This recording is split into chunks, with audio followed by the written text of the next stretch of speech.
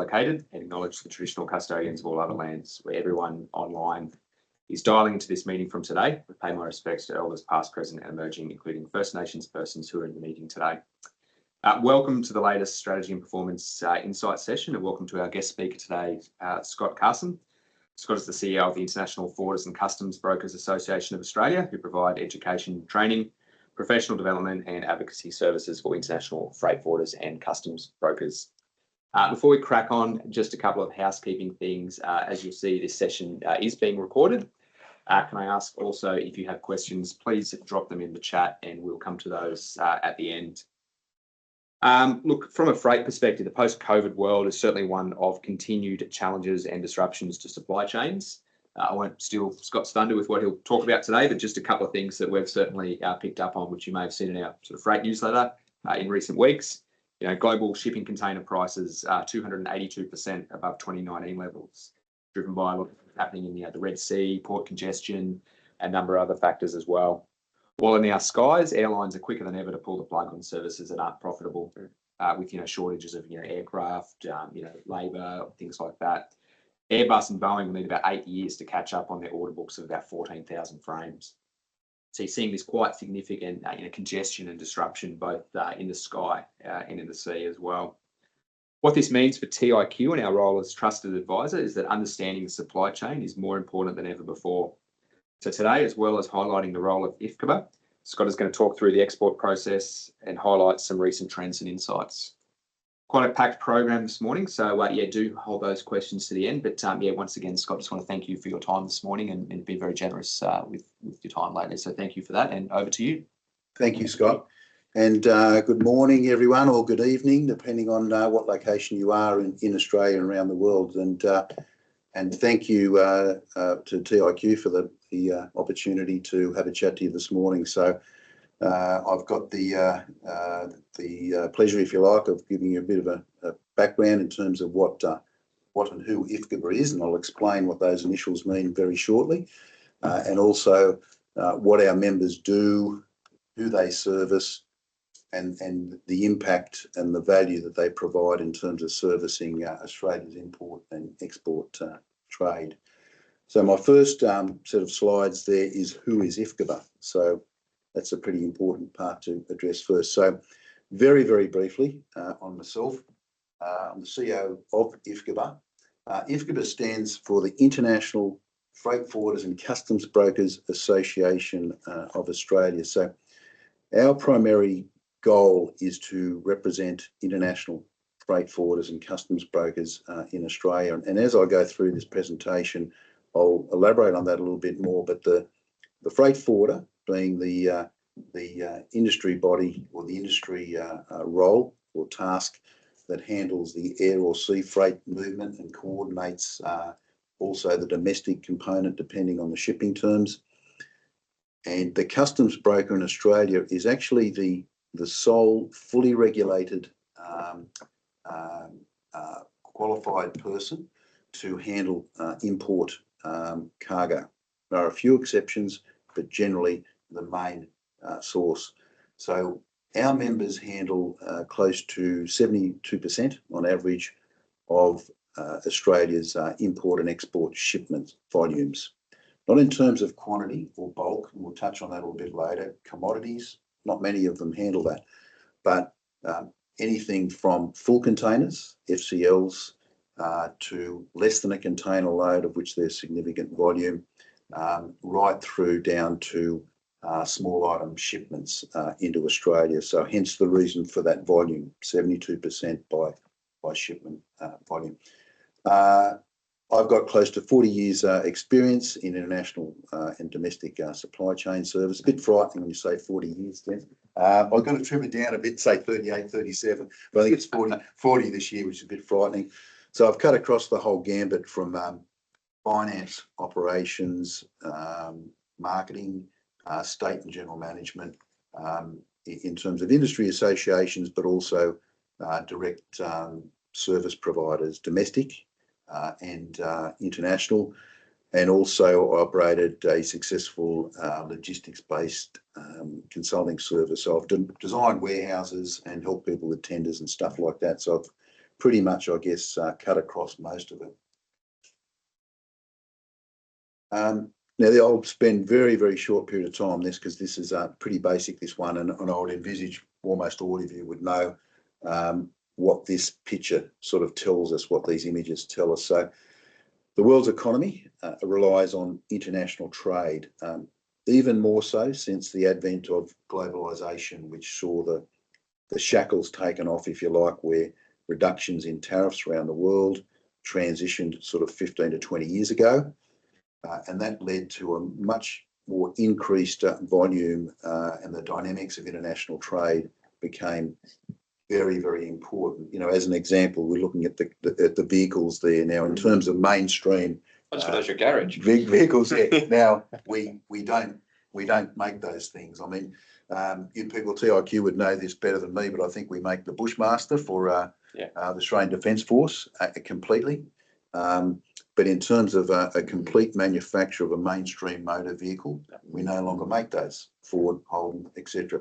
So we're a major import consumer, and there's some interesting dynamics happening at the moment, of course, in terms of tariffs or around the world, particularly in terms of dealing with trade with China. And we've got a more relaxed view at this point in time with DFAT and the federal government in terms of handling that.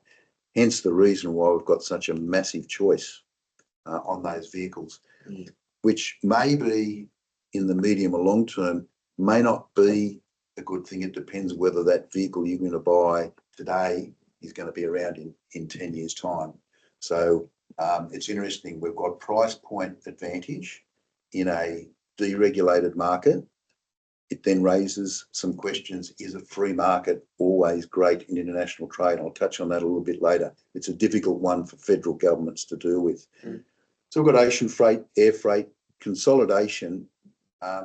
Consolidation is packing the freight that becomes cargo into the export container, whether it's air or sea, for shipment.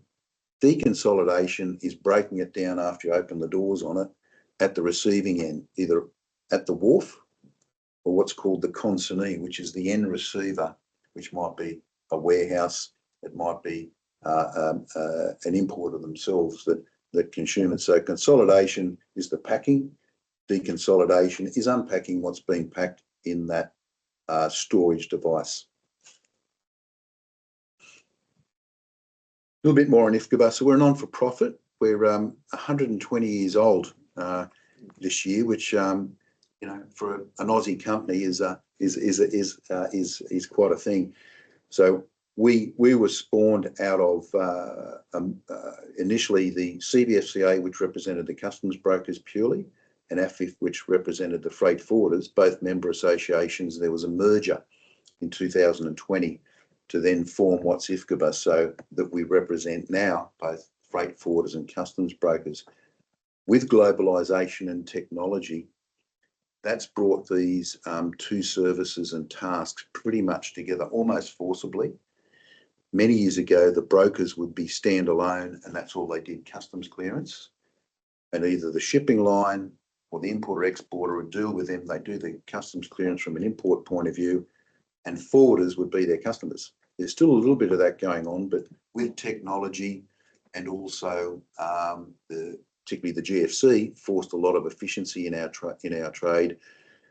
Most of these businesses, most of our members offer a forwarding piece and a customs brokerage piece. So it's brought them together, even though the tasks are separate. So we have different membership categories. We have business members, which are corporates, anywhere from SMEs through to DHL, Kuehne+Nagel, very large global logistics providers. And we also have represent individual members.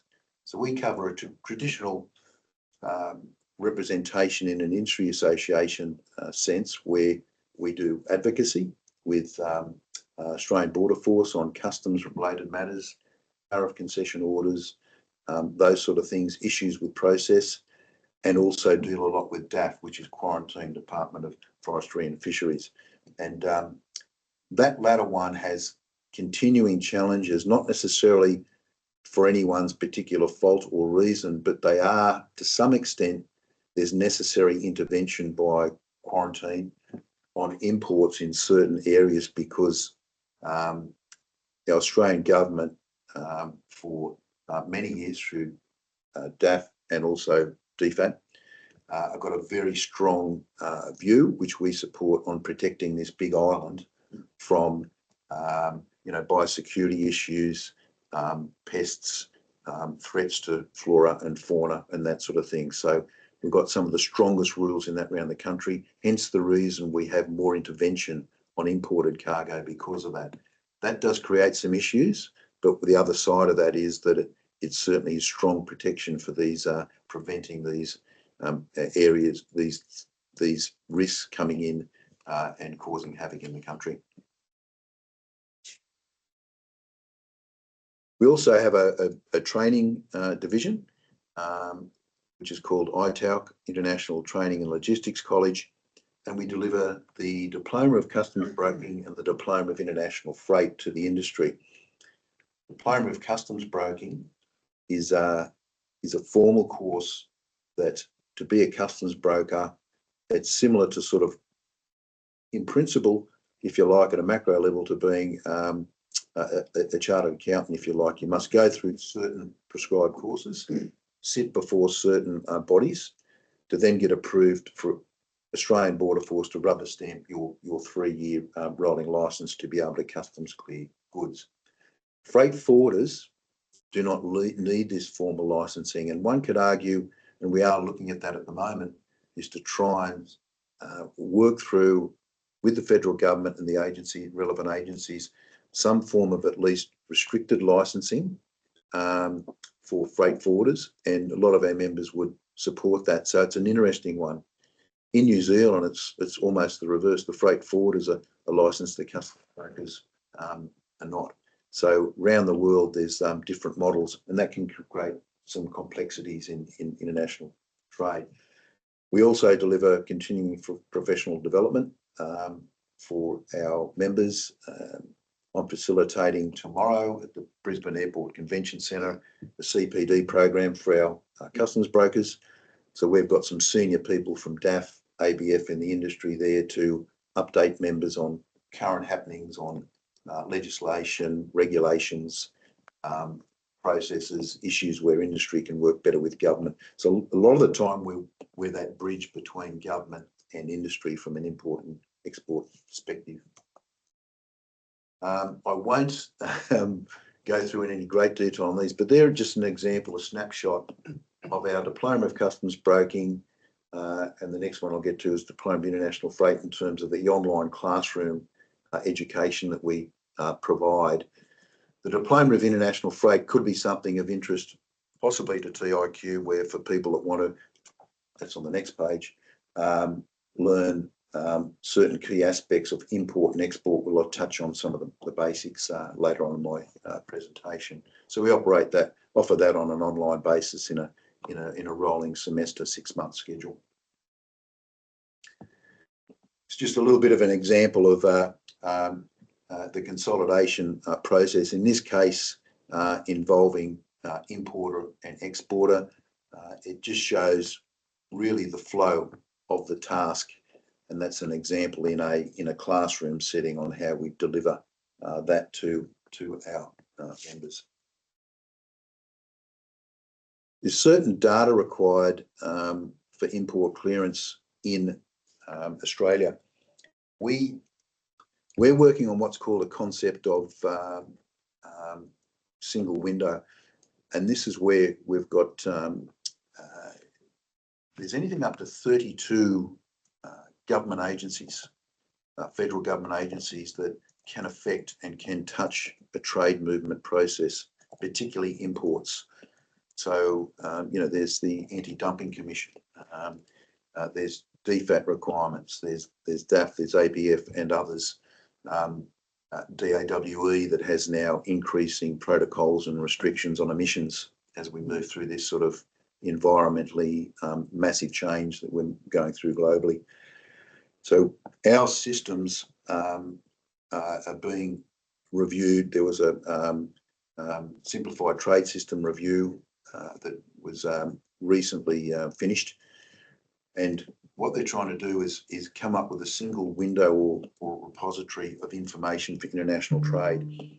At the moment, with the two major trade bodies, particularly from an import point of view, and I'll get a little bit more to exports shortly, is that there's the ICS, which handles the customs clearance and the drop in of the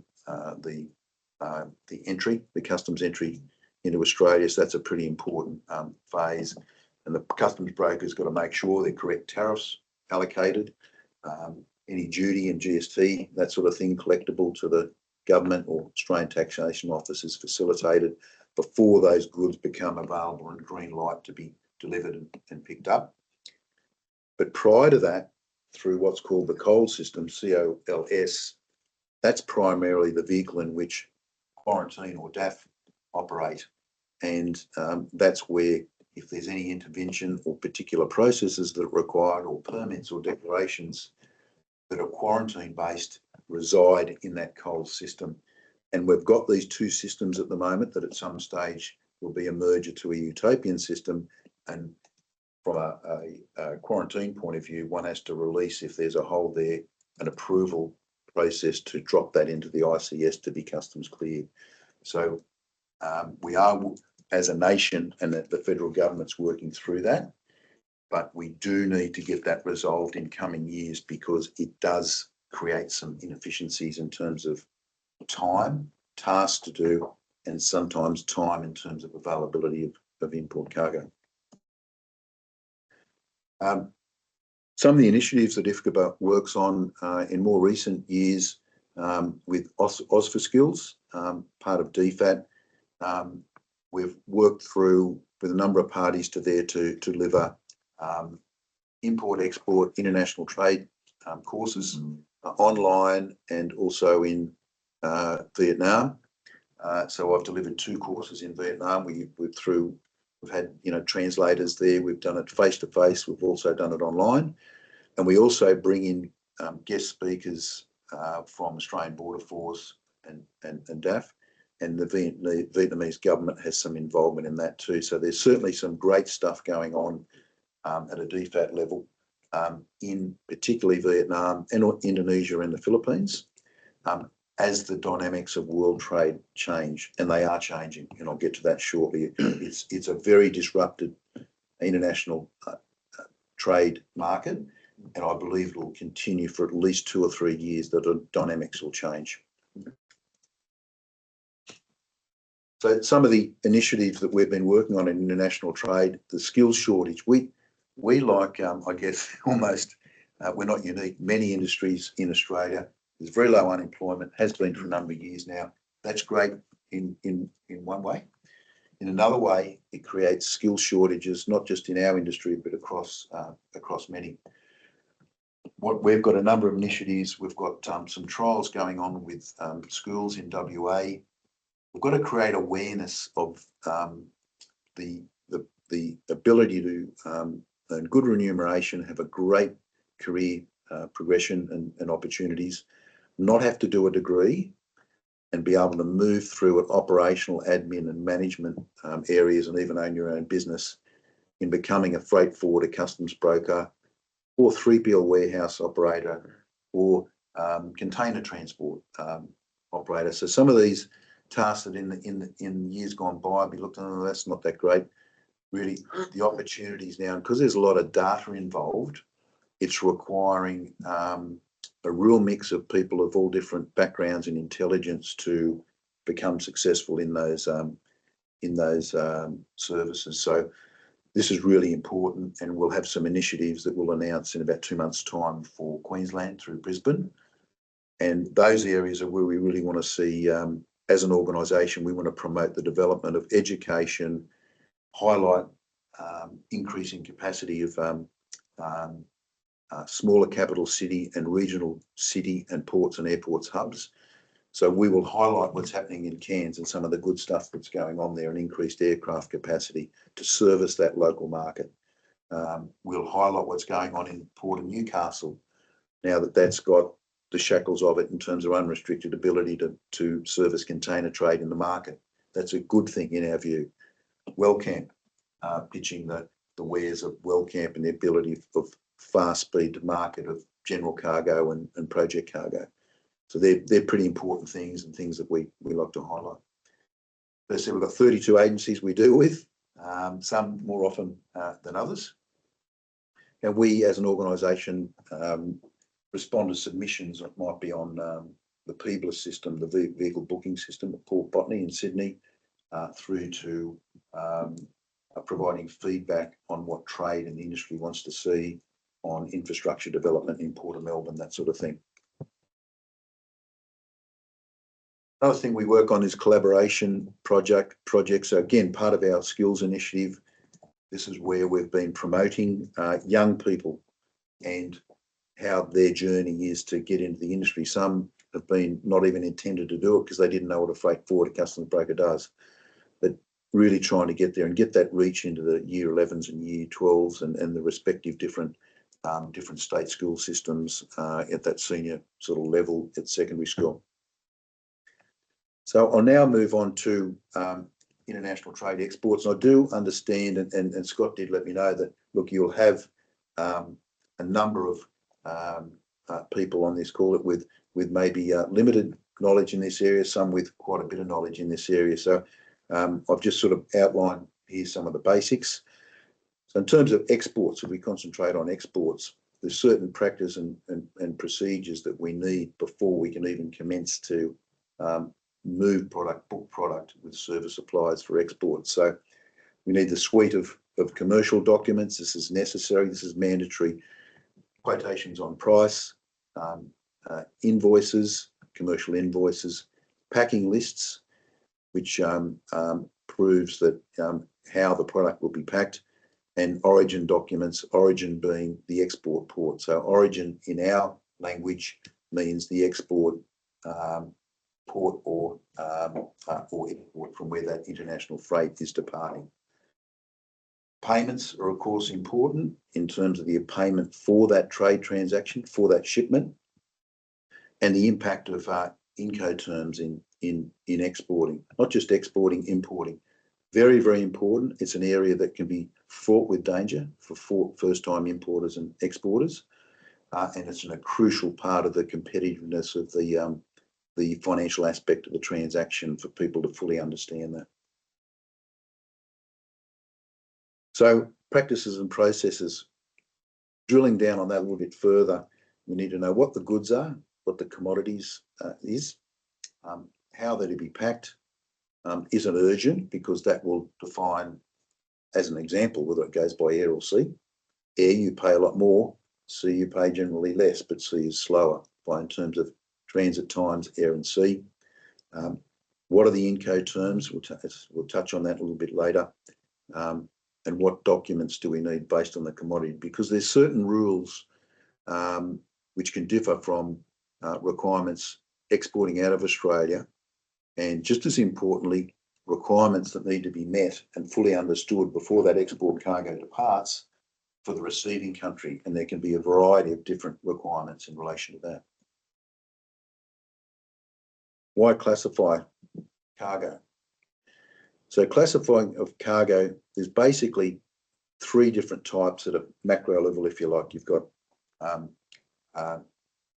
break bulk, which is, let's call that cargo that doesn't fit in a 20-foot or a 40-foot general container or high cube container. So it needs to be on flat racks or bolsters, and that's where you see it visibly because it's chained, it's strapped, and it is not going to be conveniently and easily packed into a container and then unloaded out of a container.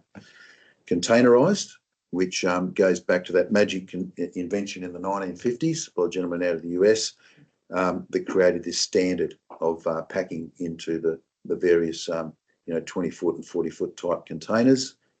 General purpose or dry, and reefers, the nickname for refrigerated, and that's where that gives temperature controlled cargo.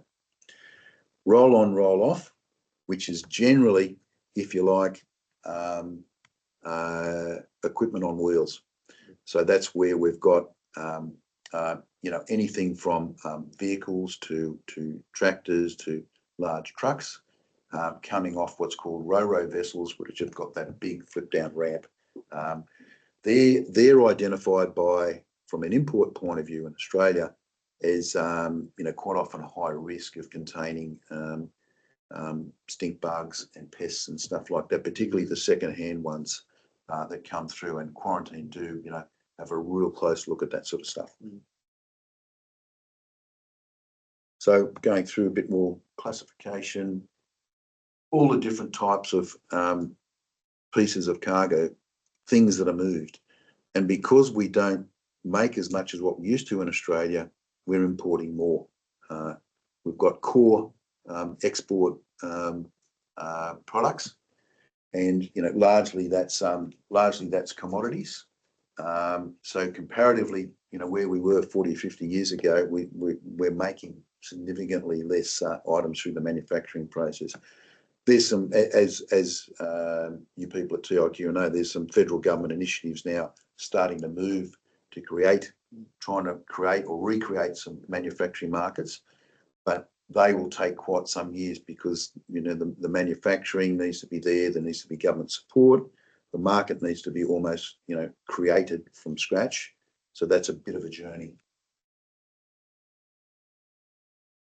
They're just the different measurements, particularly important in terms of the measurement of the drill down of the individual unit, which could be packed or interlaid on a pallet, as an example, or a shipment or a skid, which is skids like a smaller version of a domestic pallet that fits quite often 2 by 2 side by side in a container for efficiency purposes, and the general capacity of cubic meters in a 20-foot, 40-foot container from a shipment point of view, sea freight.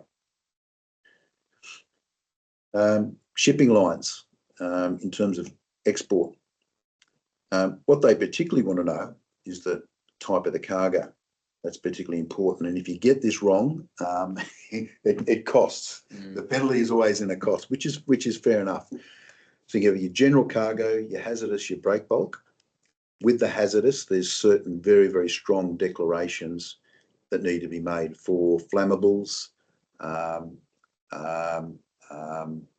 exporting of batteries, lithium, that sort of stuff, because that's very, very important, because that has a quite a specific effect on where the stowage on the ship will dictate, and there's certain isolation type process and stowage processes that occur. So when that doesn't occur, the issues can cause fire, explosion, and not just the damage to human, or the risk to human life, particularly at sea, the sea crew, the seafarers.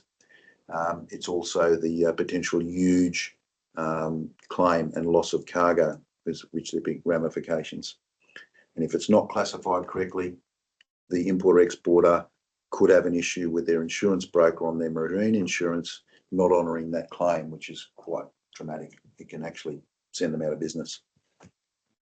The classification, there's a USA, Canada example. These are their classifications on, and the USA is getting stronger in a number of areas, not just in terms of dealing with other countries, but in classification. So there's sometimes some unique set of rules in terms of these classifications or restrictions of export. So you don't want to be in a situation where an exporter is able to get away their export container, LCL or FCL, through air or sea, to then have it rejected and then re-exported out of that country, USA, whatever, if it doesn't conform. Commercial documents, they're really the key to it, which is a full description of what the product type is, the full details of the exporter's details, the consignee, and they're at the core of both the import and the export process. So we'll just look at briefly these documents, break them down a little bit further. The bills of lading, which is basically that's the document that marries up with what's being loaded on the aircraft or the shipping line. The shipping lines have what's known as an ocean or master bill, which is what either the importer or exporter books direct with them, or the freight forwarder on behalf of their importer or exporter uses with them. That can then be facilitated in terms of a house bill. So a house bill is where the facilitator, like the freight forwarder, has their own bill of lading with their own charges, their own information on it, but core information must correlate directly to the initial ocean bill or airway bill if it's air freight, packing list, the origin documents, and any other documents that might be required that might be unique to that particular cargo. So we then there's an example of a bill of lading. It's quite a sort of typical one, and there's, all that information is mandatory. So the port, origin port, port of discharge, whether it's going to be transshipped. Transshipped means where it might say, for example, let's on an export example, coming through Singapore, that container will come up in one, say, ship that might be servicing some of the ports in New Zealand up through Sydney, Melbourne, or Sydney, Melbourne, Brisbane, and it doesn't go direct through to one of the Chinese ports, but it goes through Singapore. That cargo is discharged, held on the stevedore terminal on the pad, and then it's loaded again on another ship. Now, that service is almost always longer than what a direct service is, but as you would imagine, there's people make those decisions largely for either service reasons, where they need to get that product away quickly, and or price reasons. So generally your transship will be cheaper than a direct service. Pro forma invoice is from the seller to the buyer, and that's more of an indication of what's later going to become the commercial invoice. So it's like the intent in terms of the process for the customs clearance, particularly in Australia, but it is a worldwide standard. The commercial invoice is, the core. If you look at two of the core documents that are almost always having to be present, is the bill of lading, and if relevant, and if applicable, the house bill, and the commercial invoice, because that's the transaction in terms of the buy-sell between the seller, buyer, seller, depending whether it's import, export. The packing list, that's really identifies, it's like a description, if you like, of the physical aspects of what's being packed. It can be, 10 cartons on a particular, large cartons on a skid or pallet, and it might also, in this particular transaction, have 2 large pieces that may not be packed in the same container. So the quantity is important to have there, and also the dimensions and the weight. And they are pretty much worldwide another required standard to have that packing list as a physical identification in terms of weight and DIMS and quantity of those particular shipment. The origin documents is really a certification that this is what the characteristics, what the description are of the product that's being exported. Free trade documents. There's a few other pages that I'll drill down on this a little bit further. So the free trade agreements, which of course a number of you would be, conversant in that.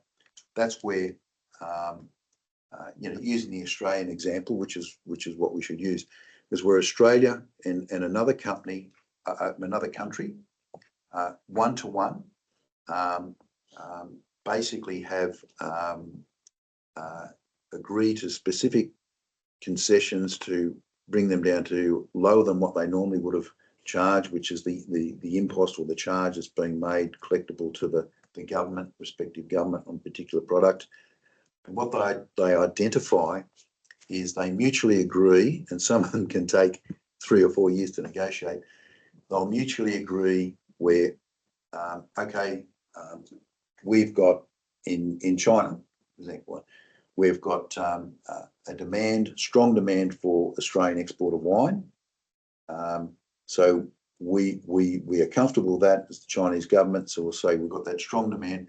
We're happy to give strong concessions on those the tariffs would otherwise normally apply or historically applied, on the basis that certain products, conversely, that we're exporting out of from where we are, China to Australia, are also in a reciprocal concessionary type is granted. So these trade agreements, some of them can last for years. Others, if there's any political change, sometimes that can change the nature of them, or either they're withdrawn. But Australia is certainly an active participant, particularly in that Asia Pacific region, in free trade agreements, and more recently one with the UK as well. So some of those things are done for trade reasons, but also there's also political strength in doing that as well. So that's the dual advantage, if you like, that I think both governments see when they negotiate these things. It has the trade advantage, and it also is proof of closer cooperation between the two countries. So from where we sit down the bottom of the Asia Pacific region, that's pretty important stuff to have, for us to have these things in place and work, because it's also political, and also indirectly from a defence point of view, they're positives, these free trade agreements, when they work.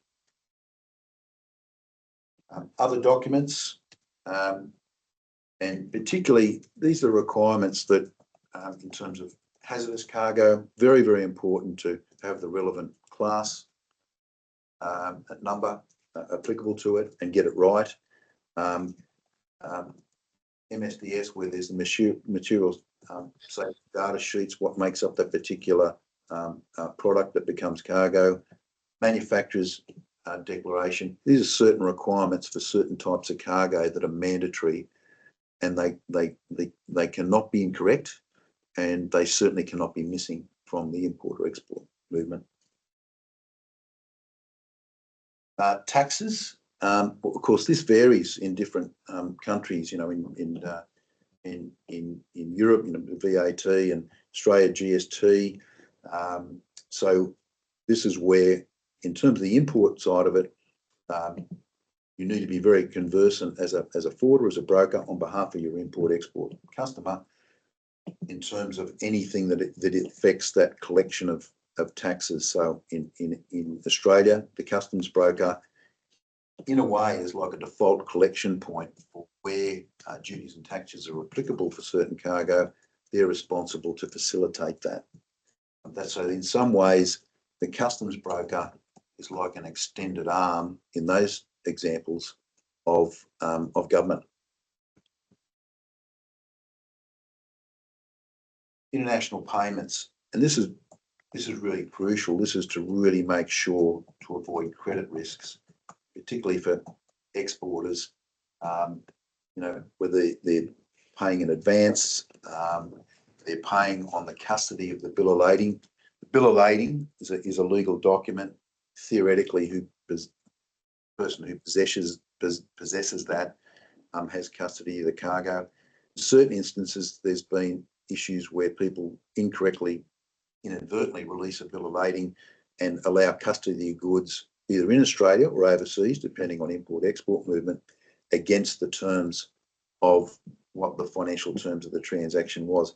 That can result in damage and loss, legal action, that sort of thing. So that's very, very important to understand, that the importer and exporter understand how that works, and the risks involved with that. There are a small number of countries where those risks are heightened, and it's very, very important that these processes are controlled right. The freight forwarder and customs broker will generally have worldwide, in the key ports, airports, cities, they'll have, say for example, Coonabarabran, DHL, generally around the world, they'll have their offices, warehouses, their own people that will assist this document handling and handling with the regulatory bodies on the import and export movement. The smaller freight forwarder customs broker has what we call agents, and they're like a version owned by another party in China, the Philippines, UK, and they have, it's like a, if you like, it's like a customer service supplier cross relationship. In some transactions, one's a customer to the other, one's a service supplier, and vice versa. So quite often in terms of charges, they'll assist each other. In terms of charges, they might settle with each other on a contra basis and account for that on a monthly basis. That's how the smaller freight forwarder links up with like agents around the world. Letter of credit, which is basically a very formal document that actually is sanctioned and issued by the bank, which is, and it's paramount, and there's certain very important obligations in terms of documentation, presentation, and release. Digitalisation is a great thing that's advancing throughout the world. This is starting to automate some of this, where data that for finance purposes, for shipping purposes, is becoming more automated. But it's also, there's a risk while this transition's happening, where you've still got a mix of people might be, certain countries or someone's office or agent might be loading a commercial invoice that's still in like a copy PDF version.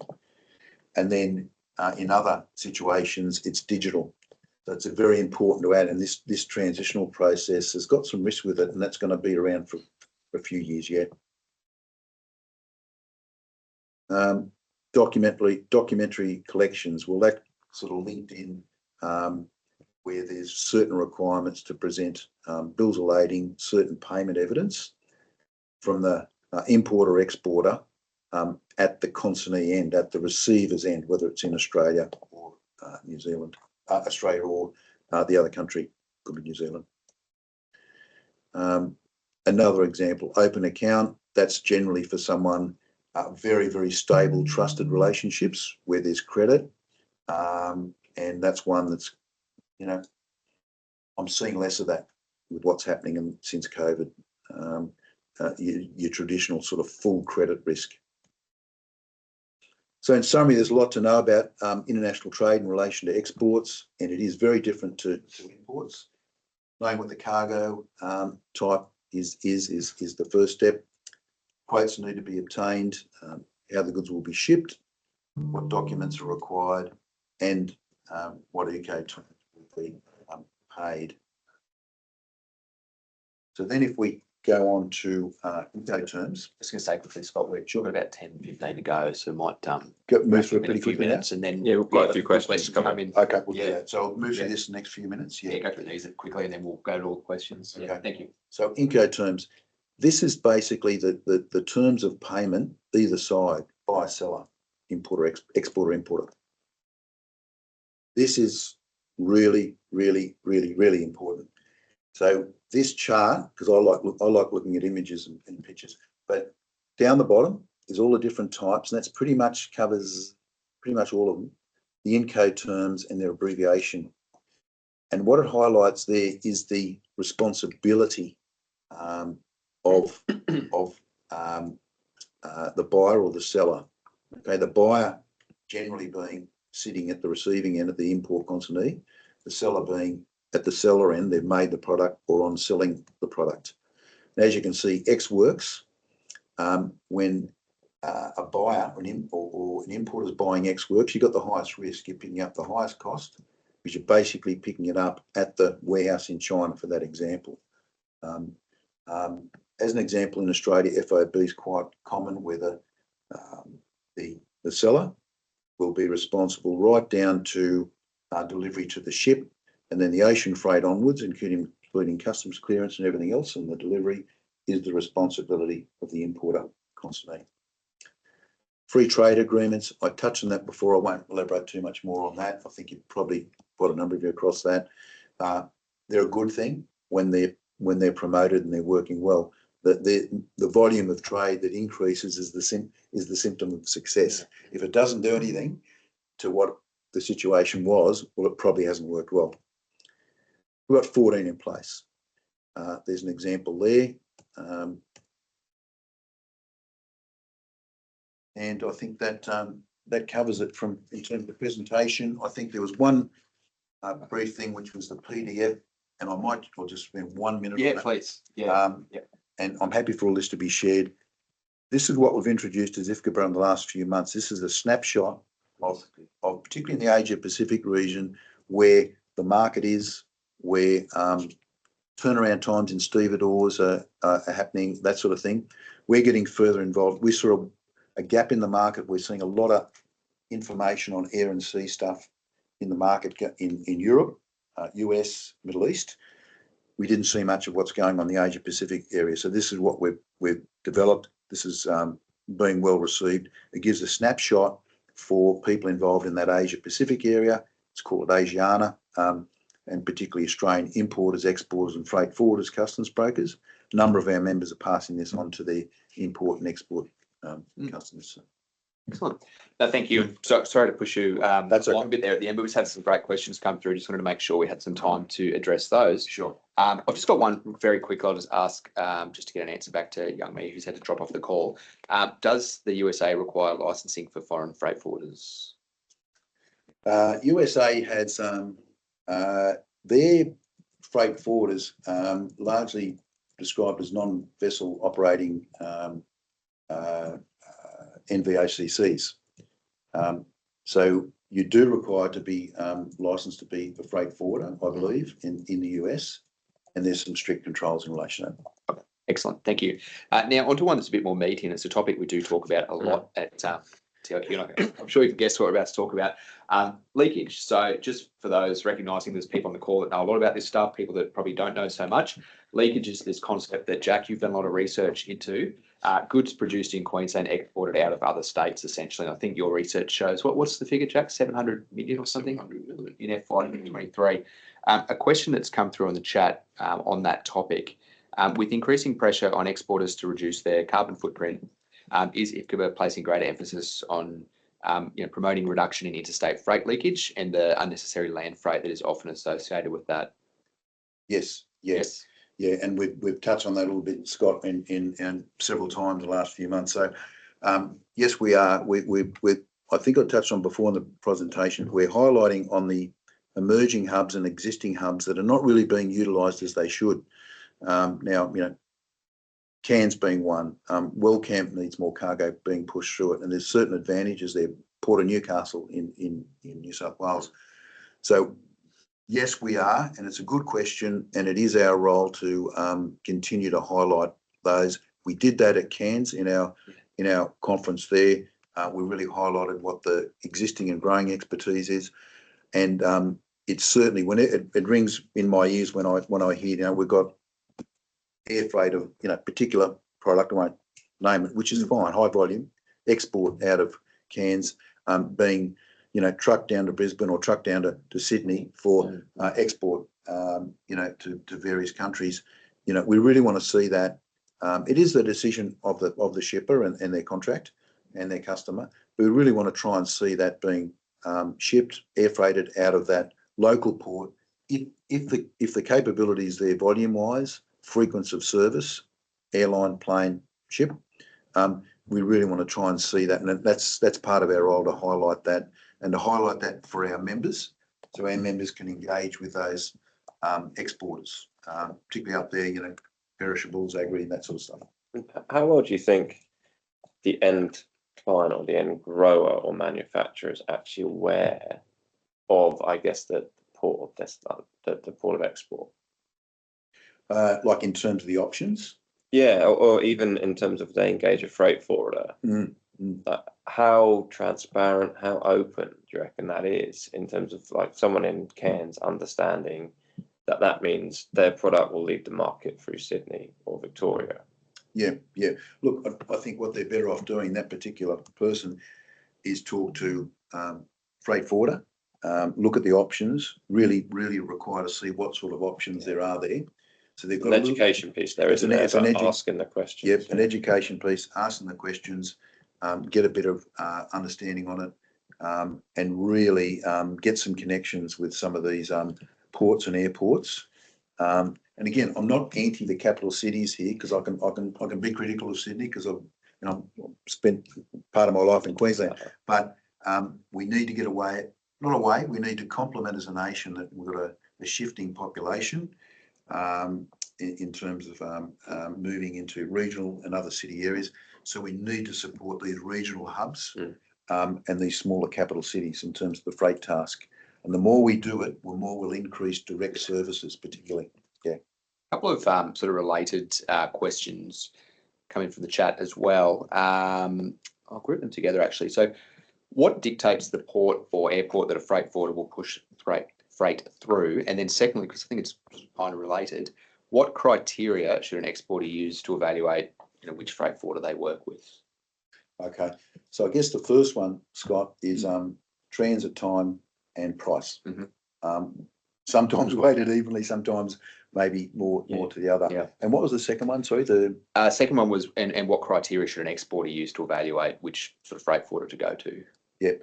Look, in terms of an exporter, look, they could come to us or come to me, and we know certain freight forwarders that are skilled in certain regions or trade lanes or break bulk or hazardous or whatever it might be. So we know that. It would be also to talk to, if they're on talking terms to some of their competitors in the marketplace. There's nothing wrong to talk. You can't talk to a competitor about selling price, and never encourage that. But there's nothing wrong with talking to a competitor. How efficiently do you move in your supply chain internationally? Absolutely. And it's smart to know what your competitors are doing. And then you can look at that, talk to your forwarder, and then don't just talk to one of our members or just me. Do that and learn that. That's particularly important. Excellent. A couple of other questions come through in the chat. Who is responsible for ensuring the tariff benefits of free trade agreements are applied to all goods? Does a request or application need to be made, or are they automatically applied by the importing country? That'll depend on the terms of the free trade agreement itself. Sure. Okay.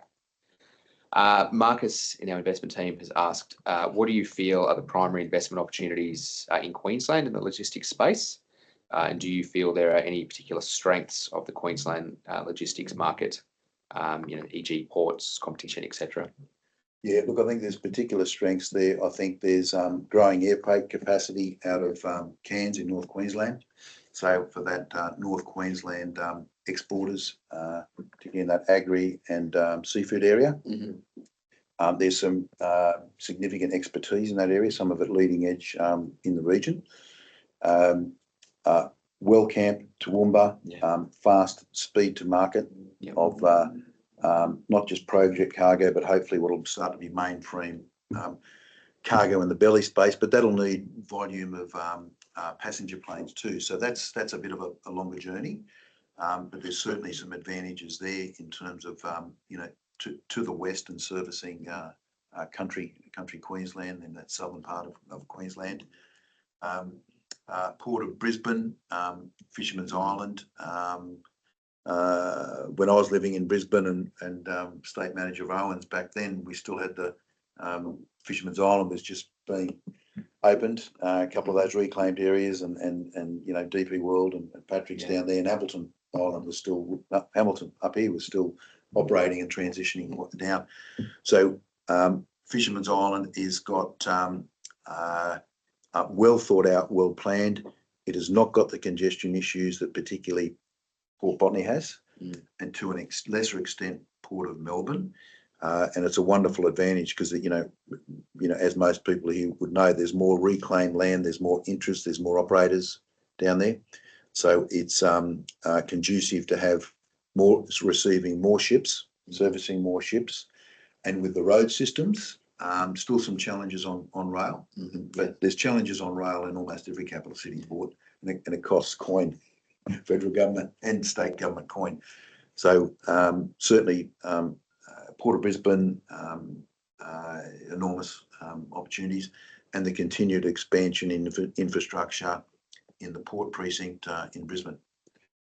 So Brisbane's got certainly growing capacity to handle more cargo, air and sea. Toowoomba And then, of course, you know, in those specialised areas in Mackay and Townsville, you know, there's further opportunities there in the commodity stuff, and also a slowly growing amount in general containers movements as well. Absolutely, certainly quite unique with the number of ports and airports dotted around the state. I do have Cynthia has her hand up. Cynthia, did you have a question? Just be Oh, sorry. I do. I have at least two questions. One is Port of Brisbane compared with the Port of Melbourne. Is there any capacity issues? Because I'm dealing with a lot of business migrants involved in export Queensland products, and a lot of people telling me they were approached by brokers or middlemen saying you have to ship your products, for instance, rum from Bingley rum, they have to ship it all the way to Port of Melbourne for export. So I just don't understand why they can't go through Port of Brisbane. Is that because capacity issues or container issues? And the other people involved in export, obviously they can't do like through the Port of Cairns for marble products. They have shipped all the way down to Port of Brisbane. That, of course, increase land transport cost.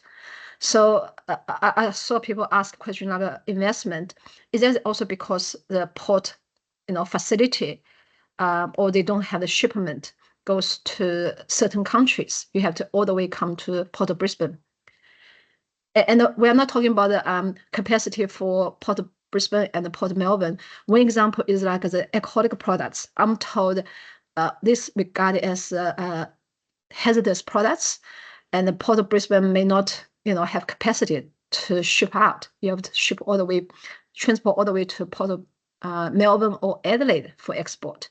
I'm not sure whether it's true or just some business brokers or I don't know, freight forwarding company want to fight for customers, because some of the freight forwarder from Melbourne, they come to Queensland to approach some of the customer clients for their goods export. Yeah, look, I guess there's a couple of questions there, but with the rum, that sticks with me, that one. But with that, with the rum, if that's coming out of Beenleigh, yeah, just in that, you know, between the Gold Coast and Brisbane there, presuming is the distillery there. So if that's coming down to Melbourne, I can only think it's coming down to Melbourne because there's either a transit issue. I guess to really answer it properly, I need to know where the destination is. China, for instance. Yeah, but depending on which port, whether there could be a particular price advantage, I would imagine, coming out of Melbourne. That's what it would be.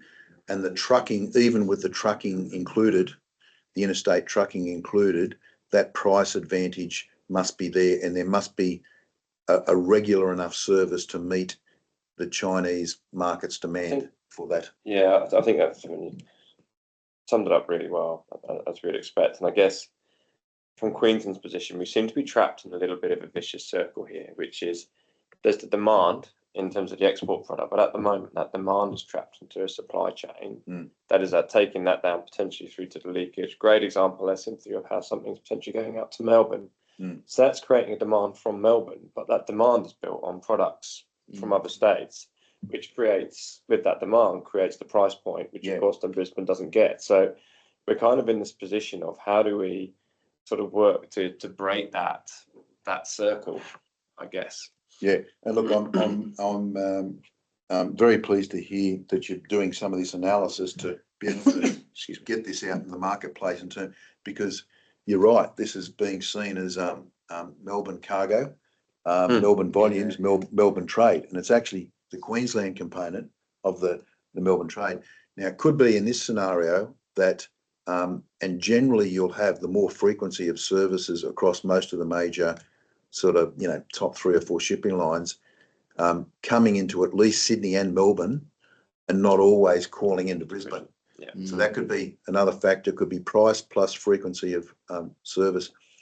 In terms of the hazardous, certainly you've got more ships with greater capacity to handle it, again, out of Sydney and Melbourne.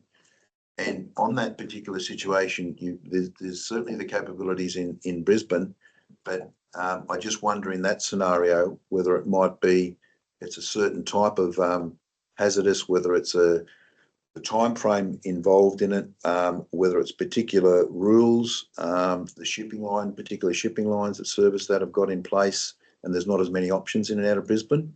That could be the possibility there without knowing the full details. So would we be able perhaps to bring together a couple of case studies and have a follow-up conversation around some of those with the detail or more detail of the product? Absolutely, yeah. So if the more detail I've got, the more finite I can come up with. Absolutely. Yeah. And then all I'd ask is that when we receive that, just let me know if you take out the identities of the individual. We'll anonymise them. That means I can push it around to find out. Yeah. But if the identity is there, we'd need to know that they're comfortable with us pushing that around. Well, we work on a couple. We recognise you've got a lot on, but we'll bring together a couple of examples of that. No, love carry on the conversation. Yeah, for sure. Because we certainly, ideally we want to see, whether it's Queensland, whether it's South Australia, Western Australia, we want to see the freight tasks, more of the freight tasks being moved within the confines of the state. There's always a need for interstate rail and road, always, but we'd like to see more of that being pushed in and out of the regional and capital city air and sea hubs within the states. So that's what we really want to try and put a highlight on, and we're starting to get some success in that journey. So our role is not to make decisions on behalf of but is to put a heavy spotlight on it. This is the alternative. Similar to ours. Put it in front of them, which is what your objective is as well. So certainly, Scott, we're over time and a few people have dropped off, but I just wanted to quick fire two questions, and then I've got one concluding question, if that's okay, for another minute or two. So I've actually asked, can I ask 3 questions? But I'll be very quick. Look, first one, there's just a question, which type of freight forwarder can produce, not sure how you pronounce them, I'm afraid, phytosanitary certificate? Yeah, well, that's like in terms of sanitary products, not all of them. So they need to be, I think from memory, certified and experienced with those. So not all of them are able to do that. Okay. There's one of those examples I had in that presentation. Second last question, on the follow-up of the conversation about leakage, I guess, are there regulatory restrictions we need to be aware of for certain goods? And I guess how would people find out more about that, or any sort of general comments you may have? I guess regulatory restrictions in terms of, I guess is the question, whether it's based, is it broadly nationally or It's a broad question. Well, what we're seeing, there are restrictions on export of certain goods, like we had the restrictions on baby powder, different some years ago and things like that. So at different times there's different risks identified by Australia or overseas countries, because the dumping responsibilities don't just exist with us. Other countries have policy through their own international trade-based bodies that require us to, as a nation, and through our members and the shipping lines and airlines, have a bit of regulatory responsibility as well. So they can't just uplift everything they get. But there'd be nothing in the top of your mind, for example, around the Port of Brisbane in terms of a certain type of product or good that they're not capable of dealing with? Oh, look, there may be some restrictions. I wouldn't say every single one. But more broadly, Brisbane is a full trading port. A full trading port. That's great. The capability. And then final question, just sort of wrap it up, and I guess you've touched on this with a few suggestions along the way. But what would be your sort of final comments for how TIQ can better work in this space? Yeah, well, look, I think we touched on it a little bit, really highlighting that where that task and the alternatives can be better positioned and go in and out of Queensland. And I think particularly highlighting where you've got, because the dynamics in Queensland are probably changing volume-wise and population-wise more than any other state on a ratio. It's really that predictive element, which is quite hard. Where's it heading? Even down to consumer growth, because consumers soak stuff up. We're importing, we import food as well. We manufacture, we export a lot of food, but it's where those dynamics are going in terms of the population, the hubs. But there's enormous opportunities, particularly in southeast Queensland, for logistics providers. Enormous, absolutely enormous. So if I was looking to set up a freight forwarding or customs clearance business or general transport or 3PL warehouse, I'd be looking in that region and the dynamics of it, because there's room for new players coming in. Whereas Sydney and Melbourne, there is room, but it's probably more the shift there, like out west and on the outskirts where the rent and the ownership can be afforded, because no longer can you afford to operate a large warehouse in the inner areas of Sydney and Melbourne. It's just not economically viable like it used to be.